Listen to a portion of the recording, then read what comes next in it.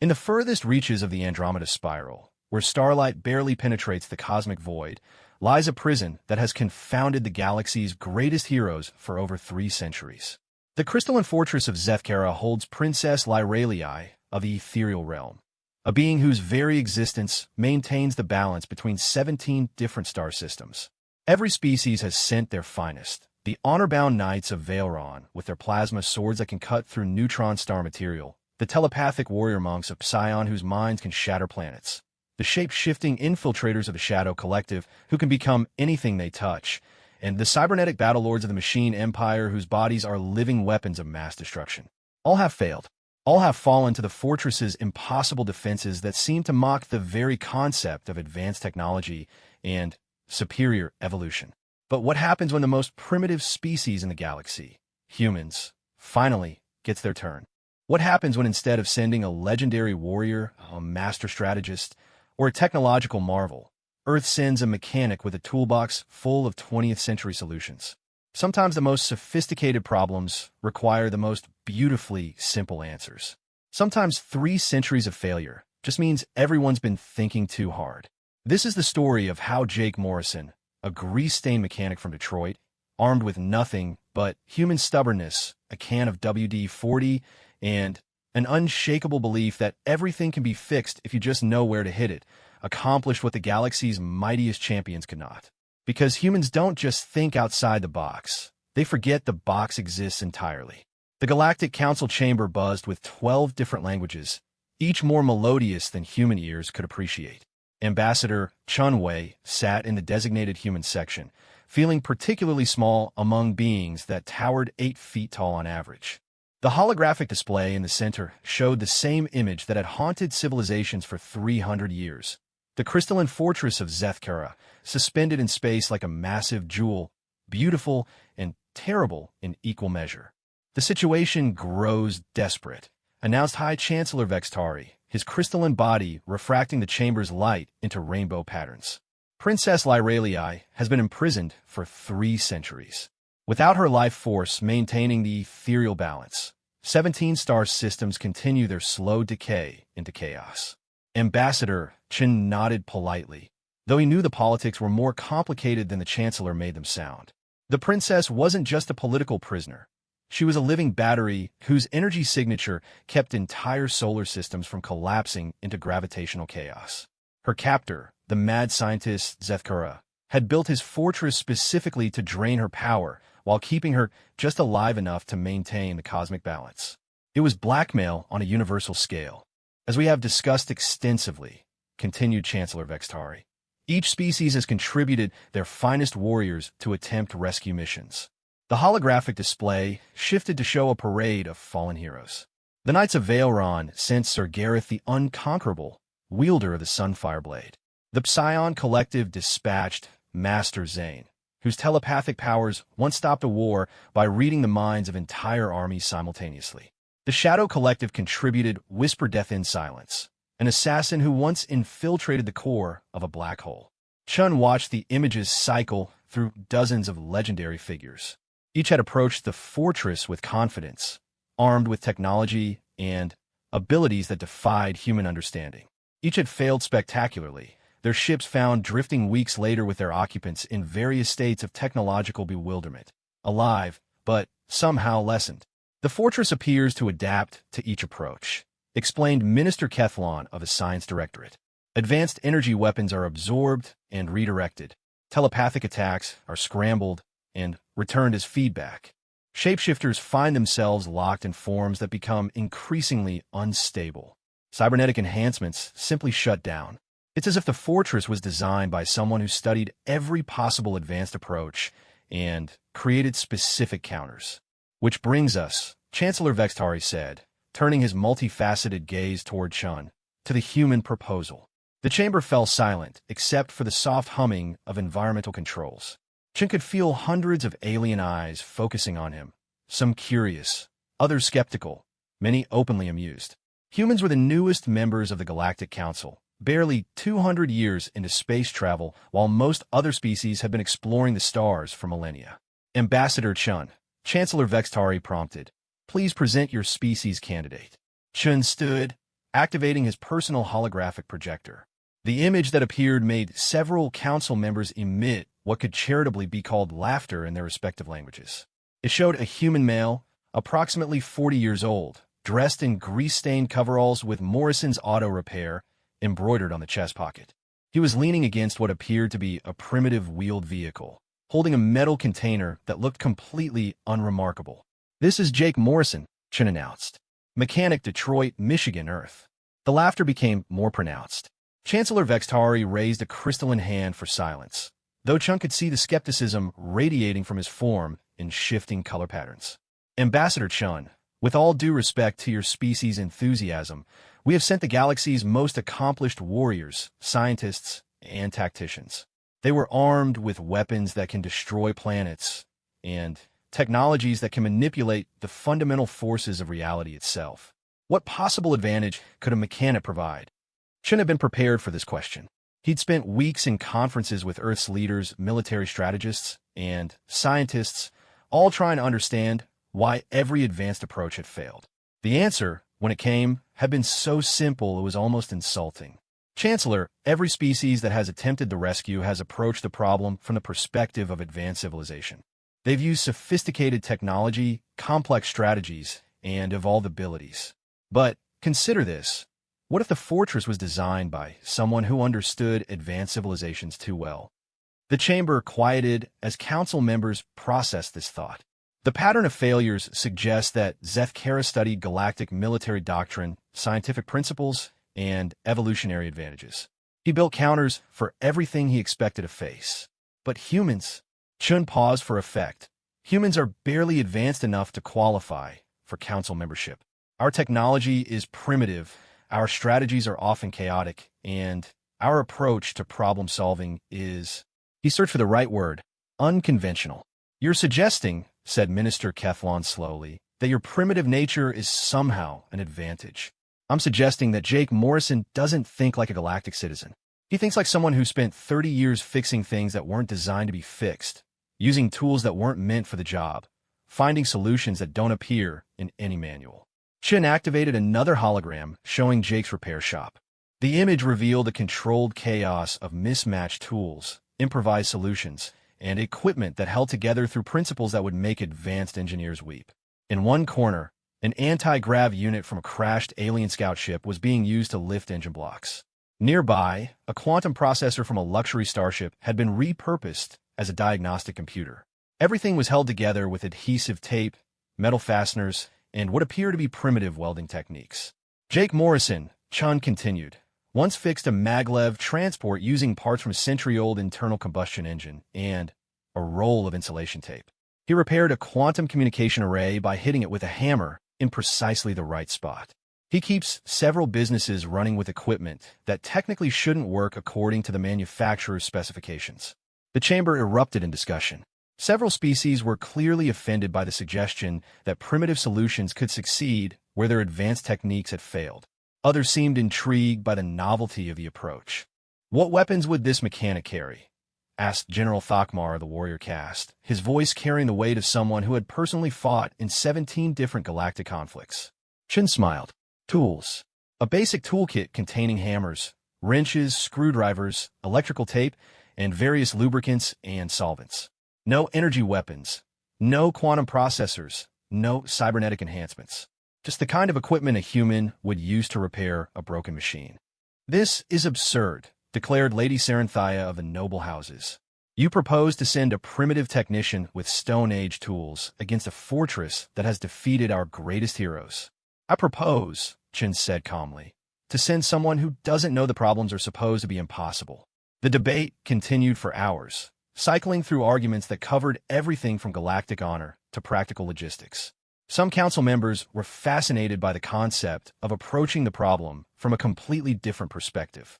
Others saw it as a waste of time and resources that could be better spent developing new technologies or training new warriors. Finally, Chancellor Vextari called for order. "The human proposal is unconventional.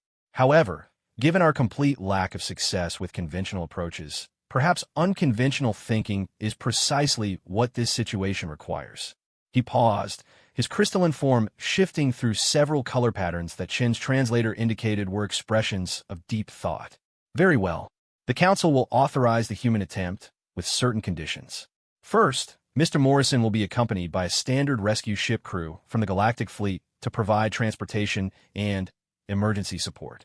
Second, all rescue attempts will be monitored and recorded for future tactical analysis. Third, should this attempt fail, humans will defer to other species for future rescue planning. Chen nodded acceptance of the terms, though privately he wondered how Jake would react to being assigned alien babysitters. "When does your mechanic depart?" asked Chancellor Vextari. "He's already on his way," Chen admitted. "The transport ship Stellar Winds picked him up from Earth 3 days ago. They should reach the fortress perimeter within the week." This announcement caused another stir in the chamber. Several council members expressed amazement at human audacity, while others seemed impressed by the confidence the gesture implied.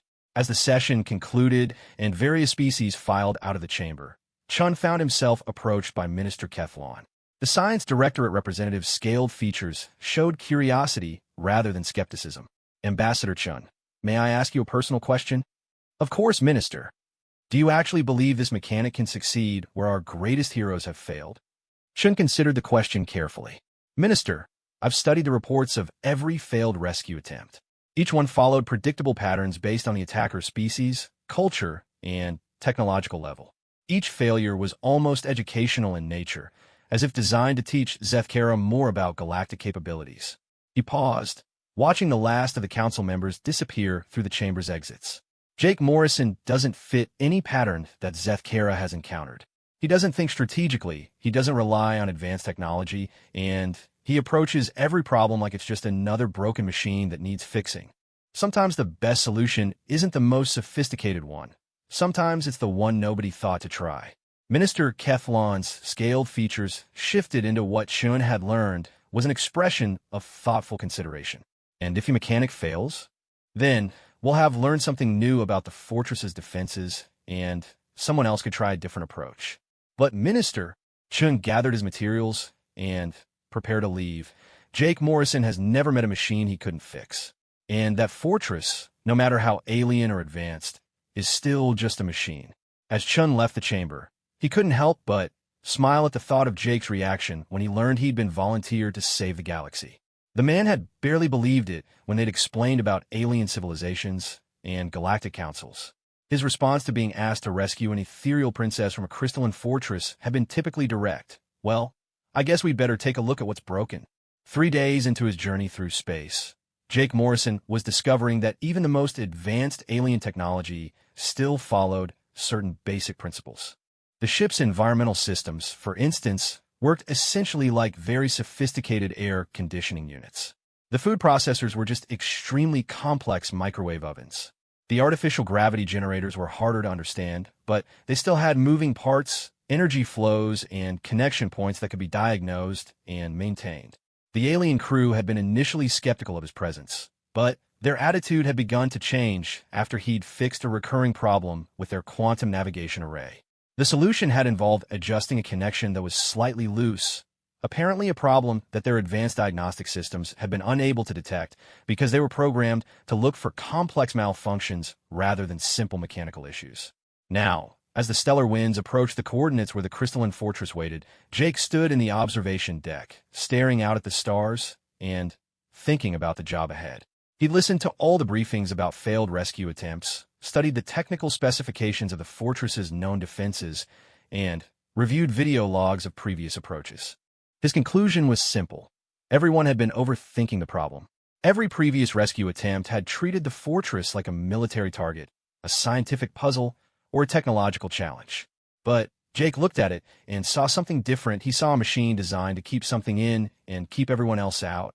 It was just a very sophisticated lock, and Jake Morrison had been opening locks with unconventional methods for most of his adult life. The fortress appeared on the main screen as they dropped out of hyperspace, and Jake had to admit it was impressive. The crystalline structure seemed to exist partially outside normal space, its faceted surfaces reflecting light that shouldn't have been there. Energy patterns danced across its surface in hypnotic displays that hurt to look at directly. "Beautiful, isn't it?" commented Captain Zarathek, the ship's commander.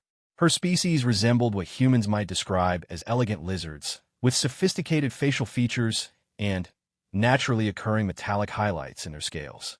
It's definitely something, Jake agreed, studying the structure through the observation port. But, you know what I see when I look at it? What's that, Mr. Morrison? Jake pulled a small notepad from his coveralls and started sketching basic diagrams, his pencil moving in quick, confident strokes. I see a really complicated way to do a simple job. All those energy fields, quantum barriers, and telepathic dampeners, they're all just different types of locks on the same door. And the thing about complicated locks is they usually have simple failure points. He finished his sketch and showed it to Captain Zarathek. It depicted the fortress reduced to basic geometric shapes with arrows indicating energy flow patterns and structural stress points. Every machine has weak spots, Jake continued. Places where the design had to compromise between competing requirements. Joints where different systems meet and create interference. Connection points where maintenance becomes difficult. The more complicated the machine, the more weak spots it has. Captain Zarathek studied the sketch with growing interest. You're suggesting that the fortress's complexity is actually a disadvantage? I'm suggesting that whoever built it was so focused on stopping advanced attacks that they might have forgotten to protect against simple ones. Like putting a $1,000 electronic lock on a door and forgetting to reinforce the hinges. As they approached the fortress, Jake continued his analysis. He watched the energy patterns shift and flow, noting rhythms and cycles that reminded him of the complex timing systems in advanced automotive engines. He observed how the structure's crystalline facets rotated and realigned, following patterns that looked sophisticated but felt familiar, like the motion of gears in a transmission system. Most importantly, he noticed something that apparently none of the previous rescue attempts had thought to check. The fortress was making noise. Not audible sound in the traditional sense, but vibrations that the ship's sensors could detect. Vibrations that followed rhythmic patterns, like the sound of machinery operating under stress. Captain, Jake said suddenly, can your sensors tell us about the fortress's power consumption? Of course. Captain Zarathek activated the appropriate displays. Energy usage is enormous but stable. The readings suggest multiple fusion reactors operating at approximately 90% capacity. Jake frowned at the readings. 90%? That's not sustainable for a long-term operation. Any machine running that close to redline is either poorly designed or, he paused as understanding dawned, or is working much harder than it was designed to. What do you mean? I mean that fortress isn't just keeping people out, it's keeping something incredibly powerful in. And after 300 years of holding Princess Lyralii, it's starting to show strain. Those energy readings, the vibration patterns, the way the crystalline structure keeps realigning. Those are signs of a machine that's developing fatigue stress. Jake pulled out his toolkit and started organizing tools, selecting items based on criteria that would have puzzled galactic engineers. He chose a simple hammer, several different types of lubricating oil, a roll of electrical tape, and a small device that appeared to be nothing more than a metal probe connected to a basic meter. Mr. Morrison, Captain Zarathek said carefully, the fortress has defensive systems that have destroyed ships much more heavily armed than ours. Are you certain about this approach? Jake looked up from his tools and grinned. Captain, I once fixed a starship engine by disconnecting every system the computer said was essential and reconnecting them in the order that felt right. Sometimes you have to ignore what the experts say is impossible and just focus on what needs to be done. As the stellar winds moved into position for Jake's attempt, messages began arriving from across the galaxy. News of the human rescue mission had spread through the communication networks, generating everything from encouragement to ridicule. Some species offered additional support, while others placed bets on how quickly the attempt would fail. Jake ignored all of it. He was focused entirely on the machine ahead of them, studying its patterns, listening to its rhythms, and preparing to do what he'd done thousands of times before, figure out what was broken and fix it. The galaxy was watching, expecting either spectacular failure or unprecedented success. But Jake Morrison was just doing his job. The stellar winds held position exactly 1,000 kilometers from the crystalline fortress, maintaining what Captain Zarathek considered a safe distance for initial reconnaissance. Jake Morrison stood at the observation deck, completely absorbed in watching the fortress's behavior patterns through a pair of binoculars he'd brought from Earth. ancient optical instruments that seemed almost comically primitive next to the ship's advanced sensor arrays. Mr. Morrison called Science Officer Kethran from his station. Our quantum analyzers can provide detailed spectral analysis of the fortress's energy signatures. Surely that would be more useful than visual observation. Jake lowered the binoculars and considered the question. Maybe, but you know what I've learned fixing machines for 30 years? Sometimes your eyes tell you things that instruments miss. Instruments measure what they're designed to measure, but your eyes see what's actually there. He raised the binoculars again, focusing on a section where the fortress's crystalline structure met what appeared to be a metallic support framework. For instance, see that joint where the crystal meets the metal about halfway up the eastern face? Science Officer Kethran adjusted the main sensors to focus on the indicated area. Yes, I have it on screen. Quantum resonance appears normal. Energy flow is stable. Structural integrity shows no anomalies. Now watch it for about 30 seconds and tell me what you see. Kethran observed the area carefully while other crew members gathered around the displays. After the specified time, he reported no visible changes. All readings remain constant. Jake smiled. That's what your instruments see. But what I see is a joint that flexes just slightly every 12 seconds. It's subtle, maybe a few micrometers of movement, but it's there. And it's getting more pronounced each time. Captain Zarathek leaned forward with interest. You can see micrometer-level movement with primitive optical devices. Not the movement itself, but the effect. That joint catches light differently each time it flexes. The crystal face shows stress patterns that shift with the movement. It's like watching a car engine develop a timing problem. You don't measure the problem, you listen to it and feel it. Jake put down the binoculars and pulled out his notepad again, adding details to his earlier sketch. This fortress has been operating at maximum capacity for 3 centuries. That's like running a car engine at redline for 30 years straight. Even the best engineering starts to show wear after that kind of abuse. He pointed to various sections of his diagram. I count at least 15 different stress points where the structure is showing fatigue. The rotation pattern of the main crystalline sections is becoming irregular. The energy fields are flickering in ways that suggest power coupling problems. And most importantly, the whole system is developing what mechanics call harmonic resonance. Explain harmonic resonance, requested Chief Engineer Volpak, whose cybernetic enhancements gleamed as he interfaced with the ship's technical databases. Simple concept, Jake said, pulling a small metal ruler from his toolkit. He held it against the edge of a table and flicked it, producing a clear musical tone. Every structure has a natural frequency at which it vibrates. Apply force at that exact frequency, and even something tiny can create massive vibrations. He demonstrated by tapping the ruler rhythmically at the same frequency as its natural vibration. The small movements quickly amplified until the ruler was vibrating violently. Famous example from Earth history. Soldiers marching across a bridge destroyed it because their footsteps matched the bridge's resonant frequency. Chief Engineer Volpak's cybernetic implants whirred as he processed this information. You believe the fortress has developed a resonant frequency that could be exploited? I believe that fortress is a machine under stress, and stress machines develop predictable failure modes. The question is whether we can encourage one of those failure modes without triggering the defensive systems. Jake walked to the ship's communication station and activated the external speakers. Captain, can this ship generate audio frequencies? Certainly, though I fail to see how sound waves could affect a structure in the vacuum of space. Not sound waves through space, Jake explained. Directed vibrations through the ship's tractor beam systems. Most ships use tractor beams to grab things, but the same technology can be used to push or vibrate objects at specific frequencies. Captain Zarathek's scaled features showed surprise. That's actually quite clever. Using ship systems for purposes they weren't designed for. Story of my life, Jake grinned. Now, I need to figure out what frequency will cause the maximum stress without triggering active defenses. For the next 2 hours, Jake worked with the ship's engineering team to modify the tractor beam systems. The aliens were amazed by his approach. Instead of complex calculations and theoretical models, he relied on intuition and practical experience. When Chief Engineer Volpak tried to show him quantum mechanical equations that govern tractor beam operations, Jake politely declined.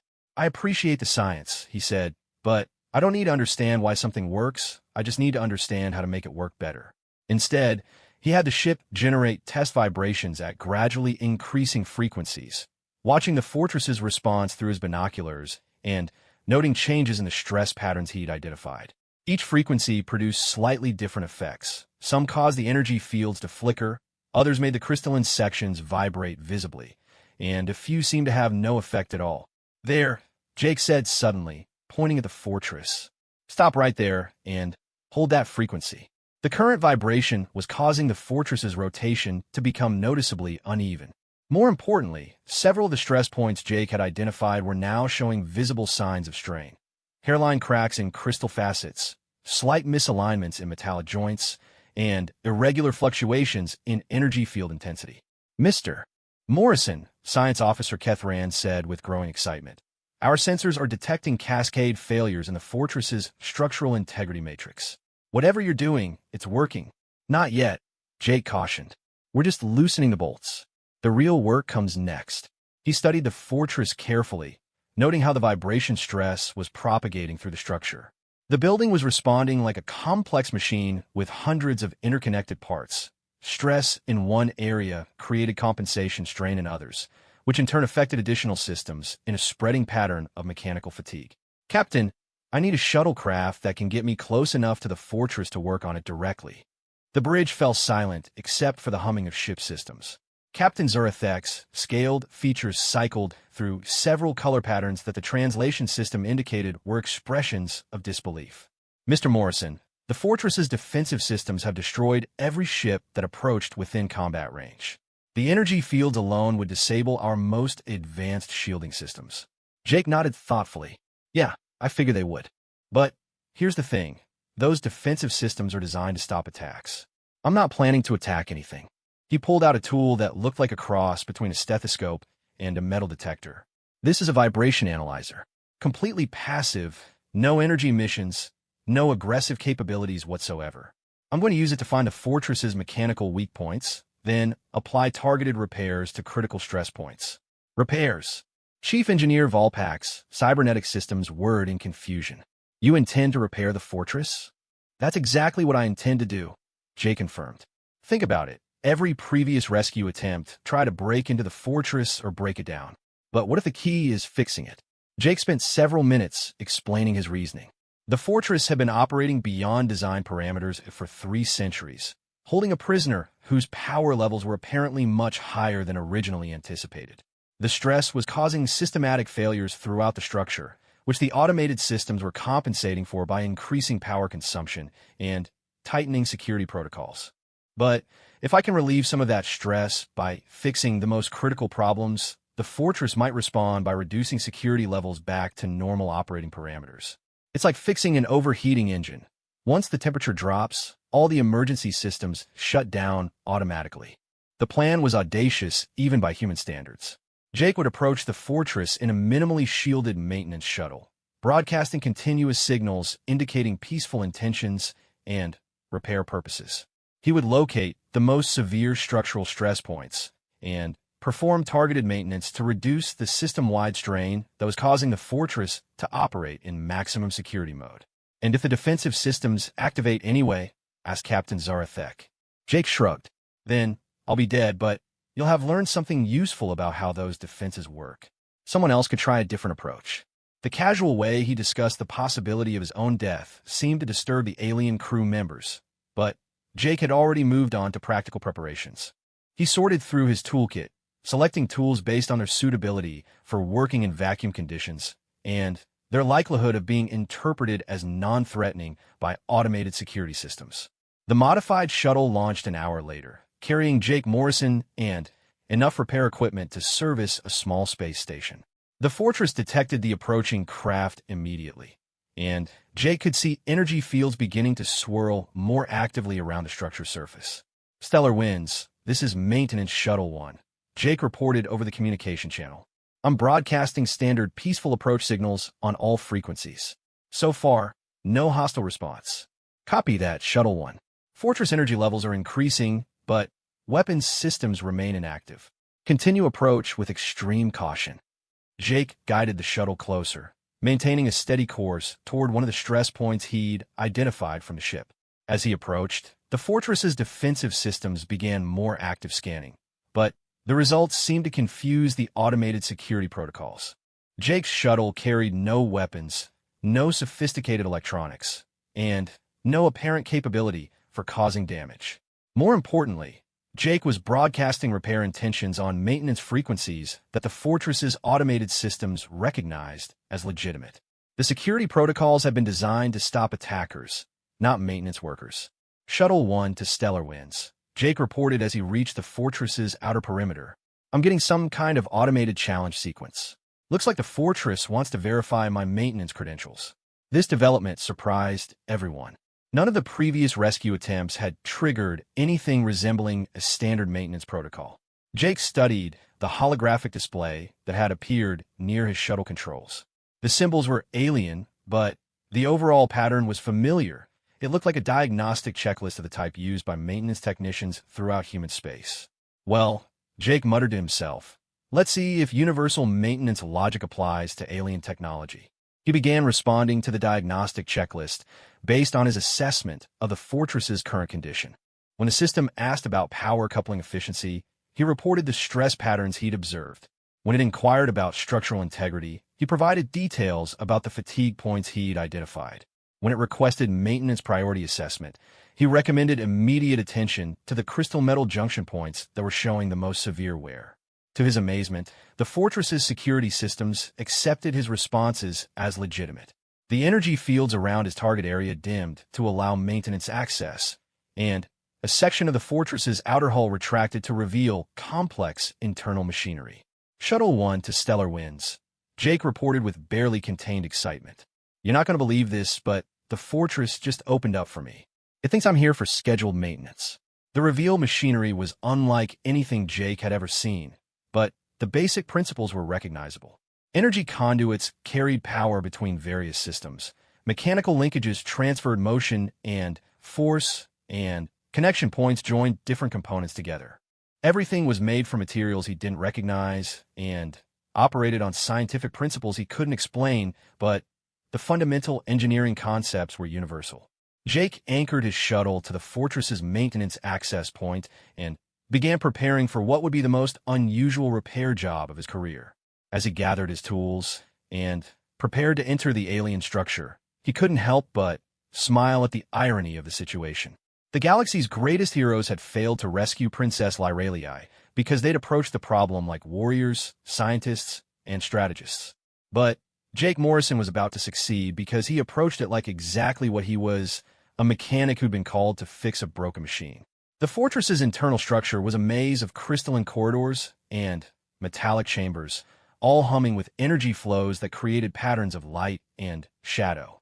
Jake followed the maintenance pathways indicated by helpful holographic signs, carrying his toolkit and trying not to think too hard about the fact that he was walking inside a structure that had killed dozens of galactic heroes. The first major stress point was located in what appeared to be a primary power distribution center. Jake found massive crystal formations channeling energy to dozens of different systems, with several showing the telltale signs of overload stress, discoloration, microfractures, and irregular energy fluctuations. Just like electrical connections back home, Jake muttered, pulling out his vibration analyzer and scanning the crystal formations. Too much current, not enough cooling, connections getting loose from thermal expansion. The solution was surprisingly straightforward.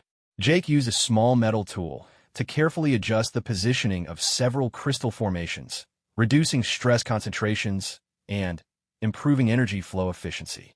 He applied a thin coating of heat-resistant lubricant to mechanical joints that had obviously been operating without proper maintenance for centuries. Most importantly, he tightened connection points that had worked loose over time. With each repair, Jake could feel the fortress's overall stress levels decreasing. The humming of overstressed machinery became more regular, the irregular vibrations smoothed out, and the harsh lighting softened to more normal levels. Shuttle 1 to stellar winds, Jake reported as he moved to the next maintenance point. I don't think this fortress is actually a prison.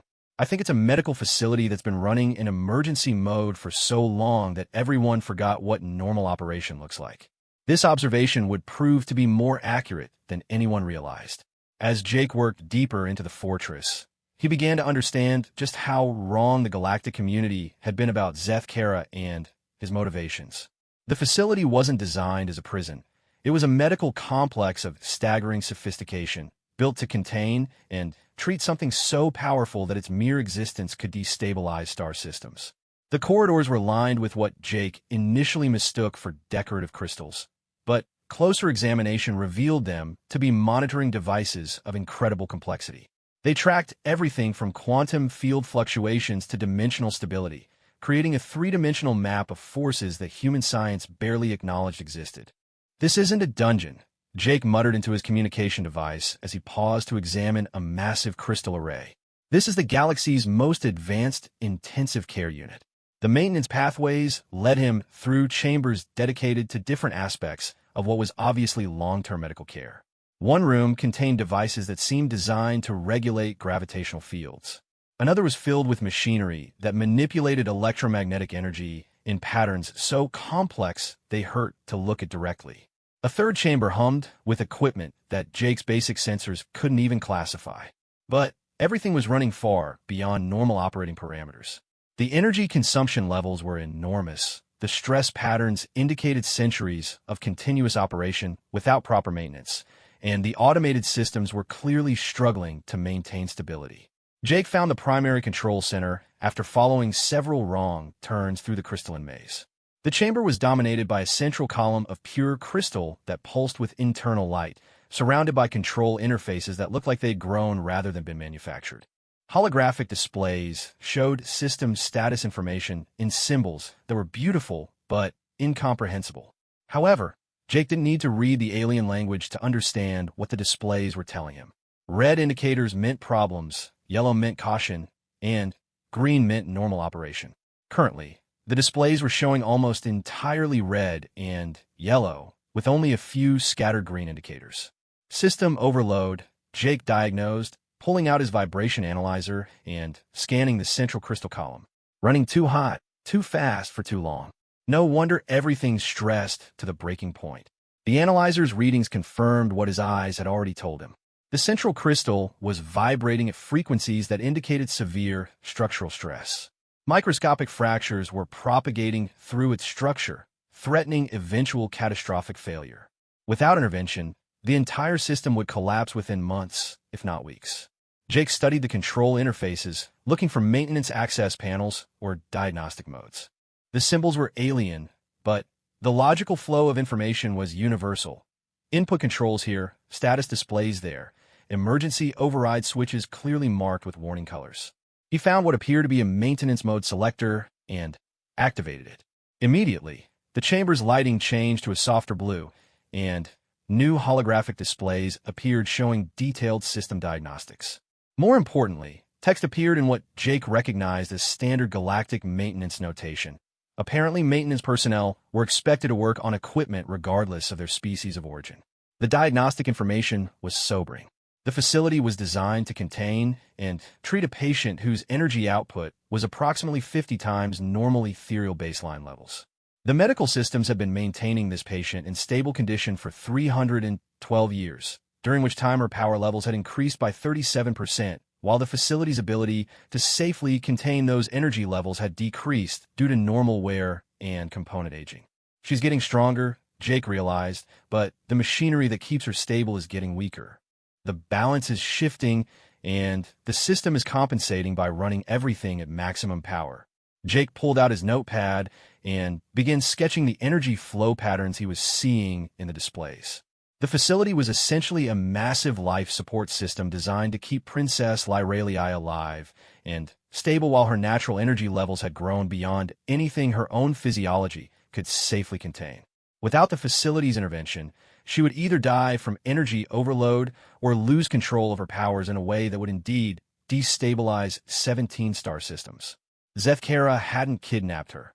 He'd been trying to save her life and protect the galaxy from the consequences of her uncontrolled power growth. But why hadn't he simply explained this to the Galactic Council? Jake found the answer in the facility's historical log files. 3 centuries ago, Princess Lyralii had been brought to Zeth Kara by her own people, who had recognized that her power levels were increasing beyond safe limits. The treatment was supposed to last only a few months while her energy output stabilized, but something had gone wrong. Instead of stabilizing, her power levels had continued to increase, requiring ever more sophisticated containment and treatment systems. Zethkara had spent centuries upgrading and expanding the facility, pouring his life's work into keeping one patient alive. He'd been so focused on the medical challenge that he'd lost track of the political implications of his actions. When galactic authorities had demanded Lyraliai's return, Zethkara had tried to explain that removing her from the facility would kill her.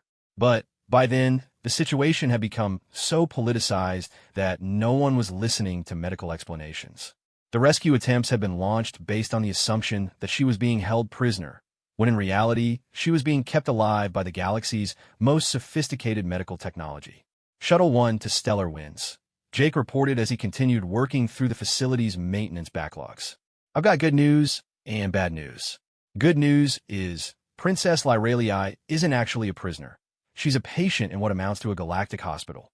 Bad news is the hospital is about to suffer catastrophic system failure from 3 centuries of deferred maintenance. The response from Captain Zarathek was immediate and concerned. Mr. Morrison, are you saying that previous rescue attempts were misguided? I'm saying that everyone's been trying to solve the wrong problem. The princess can't be rescued in any conventional sense, because removing her from this facility would kill her. What she needs isn't rescue. She needs proper medical care and system maintenance to keep the facility running. Jake continued working his way through the maintenance checklists, replacing worn components with improvised repairs, adjusting system parameters that had drifted over time, and cleaning accumulating debris from critical machinery.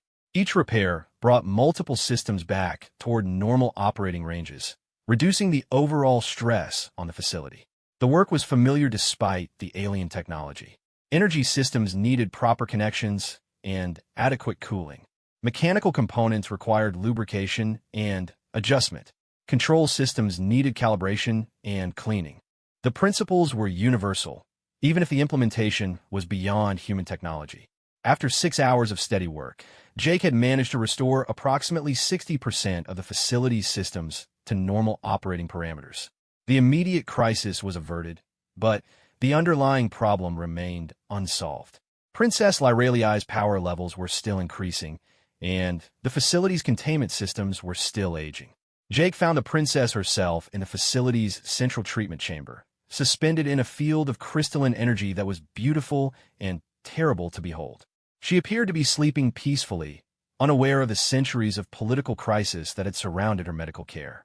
The monitoring equipment around her showed energy readings that were frankly terrifying.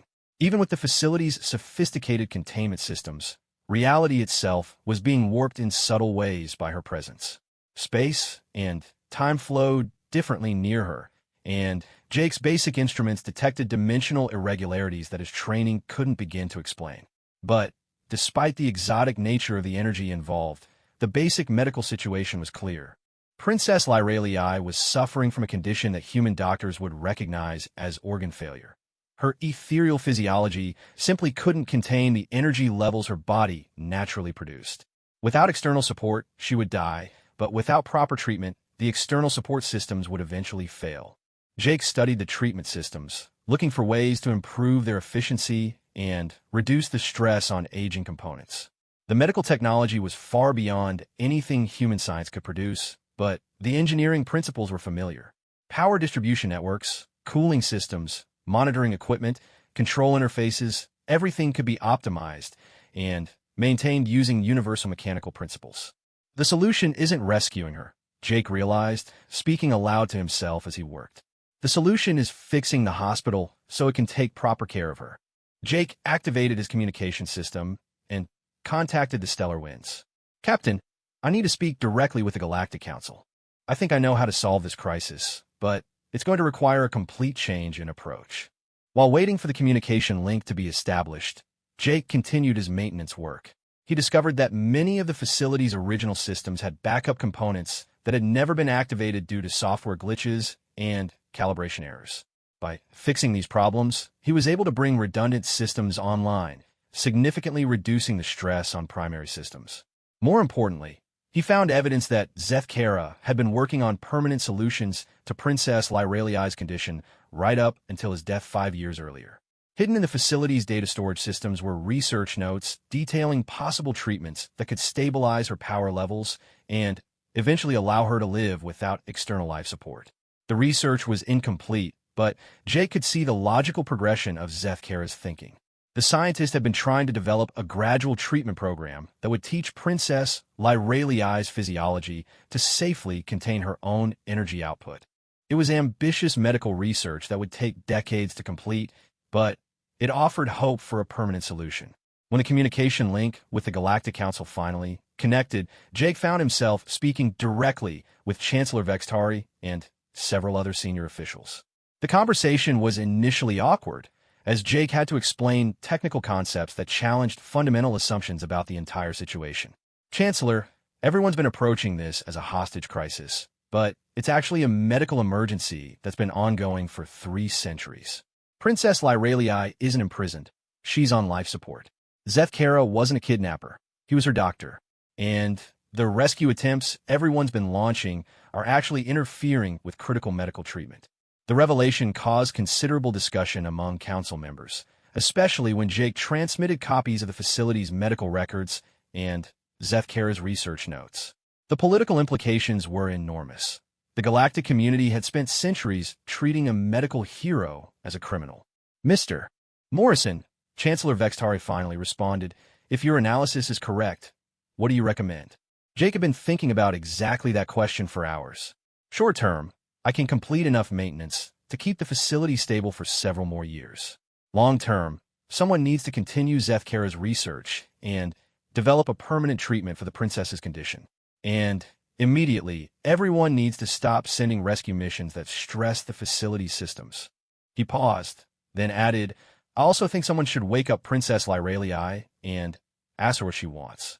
She's been unconscious for 3 centuries, but the medical equipment shows she's stable enough for limited consciousness. Maybe it's time to include her in decisions about her own treatment." This suggestion caused the most discussion among council members. Princess Lyraliai had been unconscious for so long that many people had begun thinking of her more as a political symbol than as a living person with her own opinions and desires. Jake continued his work while the politicians debated, focusing on repairs that would provide the most immediate benefit to system stability. He replaced several critical components with improvised alternatives made from spare parts in his toolkit. He recalibrated control systems using measurement techniques that human mechanics had been using for centuries. Most importantly, he cleaned and maintained equipment that had been operating without service for longer than some civilizations had existed. By the time he finished, the facility was running more smoothly than it had in decades. Energy consumption was down 30%, structural stress had been reduced to acceptable levels, and backup systems were online and ready to handle emergencies. Princess Lyraliai's life support was stable and would remain so for years to come. But Jake knew that his work was only a temporary solution. The fundamental problems, her increasing power levels, and the aging containment systems, would eventually require solutions that were beyond his expertise. What Princess Lyraliai really needed was a team of medical specialists working together to continue Zethkara's research. As Jake prepared to leave the facility, he made one final stop at the central treatment chamber. Princess Lyraliai was still suspended in her crystalline energy field, peaceful and beautiful despite the cosmic forces flowing around her.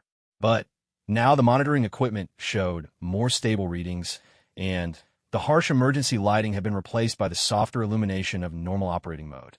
"Sleep well," Jake said quietly. "Someone's going to figure out how to fix this properly. And when they do, you'll have choices again." Jake gathered his tools and headed back to his shuttle, leaving behind a facility that was functioning better than it had in centuries. But more importantly, he was leaving behind a completely different understanding of the situation that had been defining galactic politics for 300 years. The rescue mission was complete, but not in any way anyone had expected. 3 days after Jake's initial maintenance work, the Stellar Winds received an unexpected transmission from the Crystalline Fortress. The signal was weak, but clear, and it was speaking in perfect galactic standard rather than the technical maintenance protocols Jake had been working with. "Unknown vessel," the feminine voice said. "This is Princess Lyraliai, of the ethereal realm. I understand that someone has been performing repairs to my medical facility. I would like to speak with whoever is responsible. The bridge of the stellar winds fell silent, except for the humming of life support systems. Captain Zarathek stared at the communication console as if it had suddenly developed sentience, while other crew members exchanged glances of amazement. Jake, who had been sleeping in his quarters after 18 hours of continuous work, was awakened by the ship's internal communication system. Mr. Morrison to the bridge immediately. Priority 1 communication. When Jake arrived on the bridge, still wearing his grease-stained coveralls and rubbing sleep from his eyes, he found the entire crew gathered around the communication station. Mr. Morrison, Captain Zarathek said, her voice carefully controlled, Princess Lyralii is requesting to speak with you directly. Jake blinked, trying to process this information through a fog of exhaustion. She's awake. Apparently your maintenance work improved the medical systems enough to allow her to regain consciousness safely, Science Officer Kethran reported. Her energy readings are stable, and the facility's containment systems are holding steady. Jake nodded and moved to the communication station. Princess Lyralii, this is Jake Morrison. I'm the mechanic who's been working on your facility. Mr. Morrison, the princess's voice carried a quality that suggested both immense power and gentle intelligence. I want to thank you for the work you've done. I've been monitoring the facility's systems, and your repairs have restored functionality I hadn't experienced in decades. For the first time in many years, I can think clearly without pain. You're welcome, Your Highness. Though I have to ask, how much do you know about what's been happening outside the facility? There was a pause before she answered. I know that my people have been trying to rescue me. I know that many brave individuals have died in the attempt. And I know that the galactic community believes I'm being held prisoner against my will. Jake exchanged glances with Captain Zarathek. Princess, are you being held prisoner? Mr. Morrison, I've been unconscious for most of the past 3 centuries, but during my brief periods of awareness, I've had access to the facility's records. Dr. Zethkara saved my life by bringing me here. Without this facility, I would have died from energy overload long ago. And without continued treatment, I will die if removed from these systems. The communication channel was quiet for several seconds as everyone on the bridge processed this confirmation of Jake's analysis. Princess, Captain Zarathek interjected. This is Captain Zarathek of the Galactic Fleet vessel Stellar Winds. If you're not being held prisoner, why haven't you been able to communicate with the outside galaxy? Captain, my condition requires that I spend most of my time in unconsciousness to prevent energy spikes that would damage the containment systems. Dr. Zethkara tried to explain my situation to galactic authorities, but political tensions made communication difficult. Eventually, he stopped trying to explain and focused entirely on keeping me alive. Princess Lyralii's voice carried a note of sadness as she continued. I understand why people thought I was being held prisoner. From the outside, it must have appeared that way. But Dr. Zethkara was not my captor. He was my physician, and perhaps the only friend I've had for centuries. Jake leaned forward toward the communication pickup. Princess, I've been looking at Dr. Zethkara's research notes. He was working on treatments that might eventually allow you to live without the facility's support systems. Do you know anything about that work? Yes, Mr. Morrison. Dr. Zethkara believed that my condition could be treated through a gradual process of teaching my physiology to contain and control my own energy output. The treatment would take decades, perhaps longer, but it offered hope for eventual independence from the life support systems. What would it take to continue that research? Princess Lyralii was quiet for several moments before responding. It would require a team of the galaxy's finest medical researchers working together over an extended period. It would need financial support from multiple civilizations. Most importantly, it would require a fundamental change in how the galactic community views my situation. Captain Zarathek activated the ship's recording systems to ensure that every word of the conversation would be preserved for transmission to the Galactic Council. Princess, would you be willing to speak directly with council representatives about your situation? Captain, I would welcome the opportunity to clear up the misunderstandings that have caused so much tragedy. However, my periods of consciousness are limited by the energy requirements of communication. Extended conversations cause stress on the containment systems. Jake studied the readings from his earlier maintenance work, then had an idea. Princess, What if we could improve the facility's efficiency enough to allow longer periods of consciousness? I've only completed emergency repairs so far. If I had more time and better resources, I could probably optimize the systems significantly. Mr. Morrison, any improvements would be greatly appreciated. But I should warn you, the facility is ancient even by galactic standards, and many of the technologies Dr. Zefkera used are no longer manufactured. Parts and expertise may be difficult to obtain. This comment triggered a memory of something Jake had noticed during his earlier work. Princess, I found stockpiles of spare components throughout the facility. It looked like Dr. Zefkera had been collecting replacement parts for decades. There might be enough inventory to complete major system upgrades. That's possible. Dr. Zefkera was very thorough in his preparations. But, Mr. Morrison, even with adequate parts, the work would require expertise and technologies that few people in the galaxy understand. Jake grinned, despite the seriousness of the situation. Princess, I've built a career out of working with technologies I don't understand. Give me enough time and spare parts, and I can't fix anything that operates on mechanical principles. Over the following hours, Princess Lyralii provided Jake with detailed information about the facility's systems and Dr. Zefkera's research priorities. Despite the alien technology involved, Jake found himself understanding the fundamental problems quite clearly. The facility was essentially a massive biomedical device designed to supplement Princess Lyralii's natural physiology. Her ethereal nature produced energy at levels that her physical form couldn't safely contain, so the facility absorbed the excess energy and redistributed it in controlled ways. The treatment research focused on gradually training her physiology to handle higher energy levels without external support. It's like physical therapy, Jake realized, but for someone whose muscles are made of pure energy instead of normal tissue. Princess Lyralii's laugh was musical and warm. Mr. Morrison, that's actually an excellent analogy. Dr. Zefkera used similar comparisons when explaining the treatment protocols. Jake spent the next several hours planning a comprehensive maintenance and upgrade program for the facility. With Princess Lyralii's guidance and Dr. Zefkera's research notes, he identified the most critical improvements needed to support extended consciousness periods and advanced treatment protocols. The work would be extensive, requiring several weeks of full-time effort. Jake would need to upgrade power distribution systems, recalibrate monitoring equipment, optimize cooling systems, and implement newer control algorithms that Dr. Zefkera had designed but never had the opportunity to install. More importantly, Jake would need help. Some of the work required simultaneous coordination of multiple systems, and other tasks needed expertise in areas where human knowledge was particularly limited. Captain Zarathek, Jake said, I'm going to need a proper engineering team for this work. People who understand advanced energy systems, medical technology, and preferably some of the specific technologies Dr. Zefkera was using.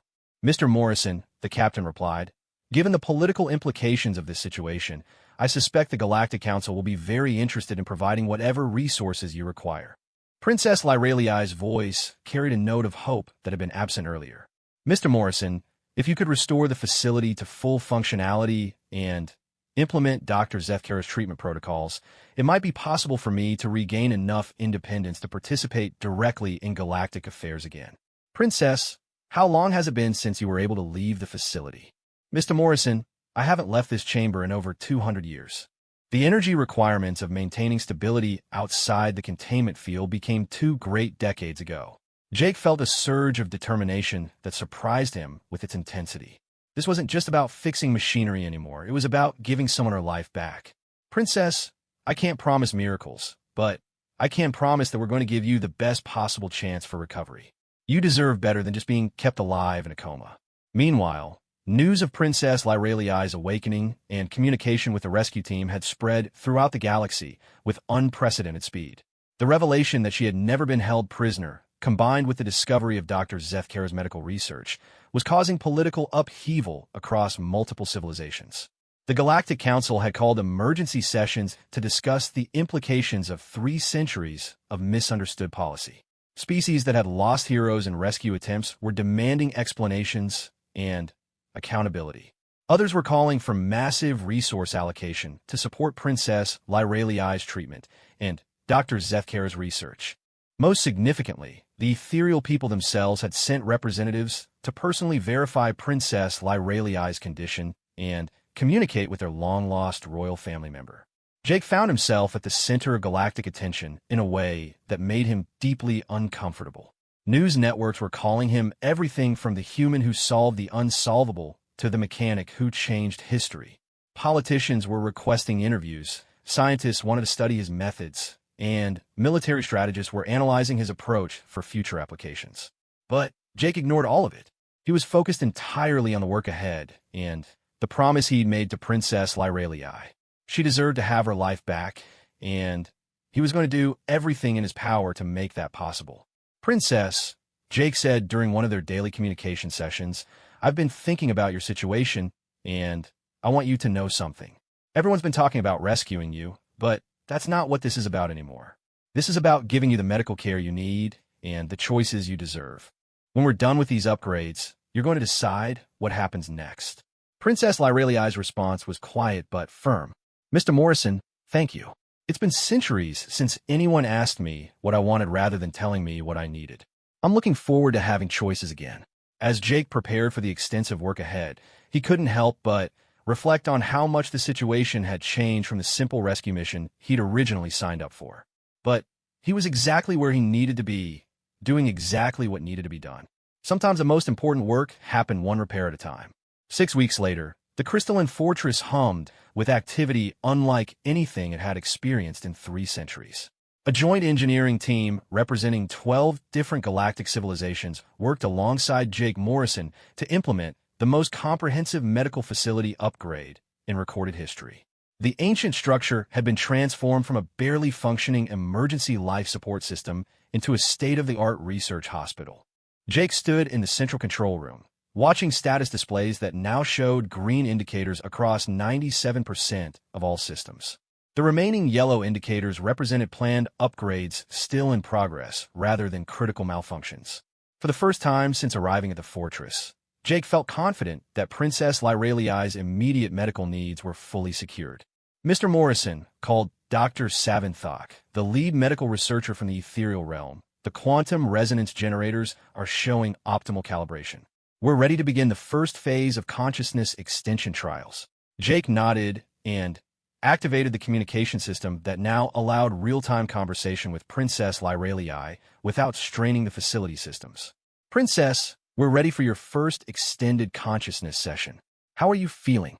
Princess Lyraliai's voice was stronger than it had ever been during their previous conversations. Mr. Morrison, I feel wonderful. The improvements you've made to the monitoring systems have eliminated the background pain I'd grown so accustomed to that I'd forgotten what normal sensation felt like. Over the past weeks, Jake had worked with specialists from across the galaxy to implement Dr. Zethkara's advanced treatment protocols. The process had been educational for everyone involved. As it turned out, the human mechanical intuition complemented alien technological sophistication in unexpected ways. Jake's approach to problem-solving, focusing on practical results rather than theoretical perfection, had allowed the team to implement solutions that pure research scientists might have spent years debating. Meanwhile, the alien specialists had provided expertise in technologies that were far beyond human understanding. The collaboration had been so successful that several council species were already proposing joint research programs to explore the combination of human intuitive engineering with advanced galactic science. Princess, Jake said, Dr. Savinthok and his team are ready to begin implementing Dr. Zethkara's treatment protocols. The goal is to gradually increase your ability to contain your own energy output without external support. But I want to be clear, this is entirely your choice. You can remain on life support indefinitely if that's what you prefer. Princess Lyraliai was quiet for several moments before responding. Mr. Morrison, I've been thinking about choice quite a lot recently. For 3 centuries, I haven't had any real choices about my life. My condition made decisions for me. Meaning people made decisions for me, but I was never truly able to decide anything for myself. The communication channel carried what Jake had learned to recognize as her thoughtful pause. I want to try the treatment. Even if it takes decades, even if it involves some risk, I want the chance to make my own decisions again. I want to see the stars without looking through containment fields. I want to speak with my people face to face. I want to contribute something meaningful to the galaxy instead of just being a cosmic maintenance problem. Dr. Savinthok's ethereal features showed an expression of hope mixed with professional concern. Princess, the treatment protocols will require gradual progression over many months. We'll need to monitor your response carefully and adjust the process based on how your physiology adapts to increased energy containment. Doctor, I understand the risks and the timeline involved. I also understand that this may be my only chance to regain meaningful independence. I'm ready to begin whenever you are. The first phase of treatment involved gradually reducing the facility's external energy absorption while carefully monitoring Princess Lyraliai's ability to contain the additional power internally. It was delicate work that required constant adjustment and fine-tuning, but the initial results were encouraging. Within hours, Princess Lyraliai was able to maintain consciousness for extended periods without causing stress to the containment systems. Within days, she was able to move small objects within her chamber using controlled energy projection. Within weeks, she was able to maintain stable energy output levels that were within normal ethereal ranges. Mr. Morrison, Princess Lyraliai said during one of their daily progress assessments, I can't adequately express how grateful I am for what you've done. For the first time in centuries, I feel like a person rather than a medical emergency. Jake smiled as he reviewed the latest diagnostic readings. Princess, you were always a person. The situation just made it hard for people to remember that. How are you feeling about the possibility of leaving the chamber? This had become the next major milestone in Princess Lyraliai's treatment.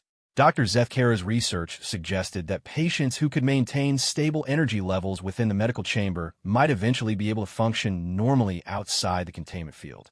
Mr. Morrison, I'm terrified and excited in equal measure. I've been in this chamber for so long that I barely remember what it feels like to move freely. But I dream about it every day. The first attempt at leaving the chamber was scheduled for the following week, with extensive precautions and backup systems in place. If successful, Princess Lyraliai would be able to move throughout the facility and eventually, perhaps, leave the fortress entirely. But as the day approached, an unexpected complication arose.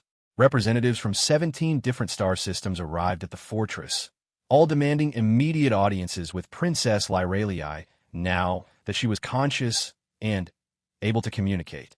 The political situation is becoming complex, Captain Zarthek reported to Jake during one of their daily briefings.